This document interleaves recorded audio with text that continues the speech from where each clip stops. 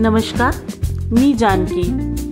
आज मी तुम्हाला टोफूची भाजी एकदम बेसिक मसाल्यांमध्ये कसं बनवायचं, कमीत कमी मसाल्यात कशी बनवायची हे मी तुम्हाला दाखवणार आहे। टोफू ही घरीच केलेला आहे।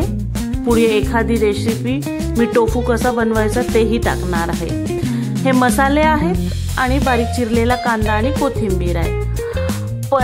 टोफूचे पीसेस केले, तेलामध्ये एक अद्रक लसूणची पेस्ट, बारीक चिरलेला कांदा, हे सगळं तेलामध्ये गरम तेलामध्ये घातलं आणि छान मी तो परतून घेत आहे।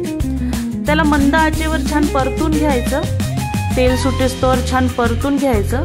असं कलर चेंज होतो आणि छान तेल सुटतो त्याला। या प्रकारे असं छान परतून घ्यायचं।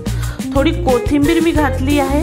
कोथिंबीर याकरिता रंगही छान येते आणि चवही छान येते। मी प्रत्येक भाजीमध्ये फोडणीमध्ये कोथिंबीर घालते। आवडत असल्यास तुम्हीही घाला, कलर आणि चव दोन्हीही छान येतील। आपले बेसिक मसाले आहेत, मी ते टाकत आहे।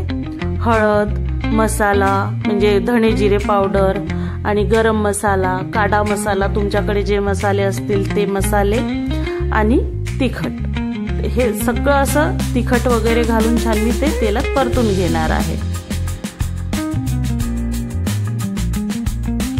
या प्रकारे असे मसाले घातले आहेत मी आणि ते आता छान मी परतून घेत आहे।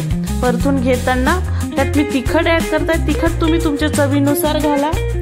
मला तिखट आवडतं म्हणून मी थोडा तिखट जास्त घातलेला आहे। असं सगळे मसाले घालून आता मी ते छान परतून घेत आहे।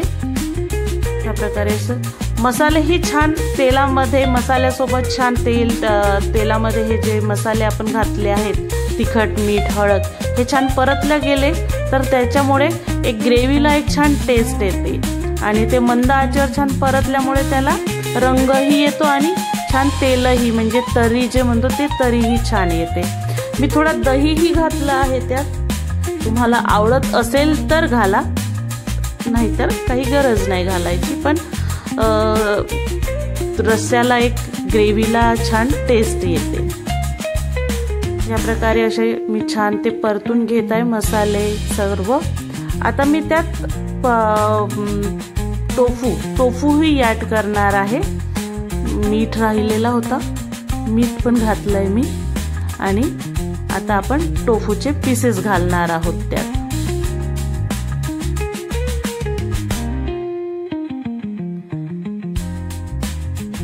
या प्रकारे असे टोफूचे पीस मी घालत आहे। टोफूचे पीस पण छान मिक्स करून घेणार आहे आणि ते थोडा मसाल्यामध्ये ते होऊ देणार आहे। मसाल्यासोबत टोफू थोड्या वेळ असं शिजू दिलं तर मसाल्याची टोफूला एक टेस्ट लागते आणि जो टोफूचा थोडासा उग्र टेस्ट असते ती थोडी कमी होते। मी छान मिक्स करून थोडं मसाल्यामध्ये त्याला ठेवलेलं आहे। असंच छान थोडं ठेवून द्यायचं, झाकून ठेवा, नाही झाकलं तरी चालेल, पण थोडं असंच मसाल्यात राहू द्या।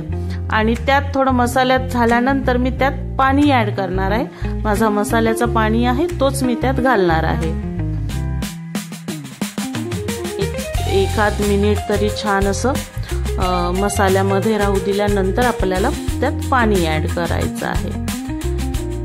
वेगन्स लोकांसाठी एक पर्याय, पनीरचा पर्याय म्हणून टोफूचा यूज आता केला जातो।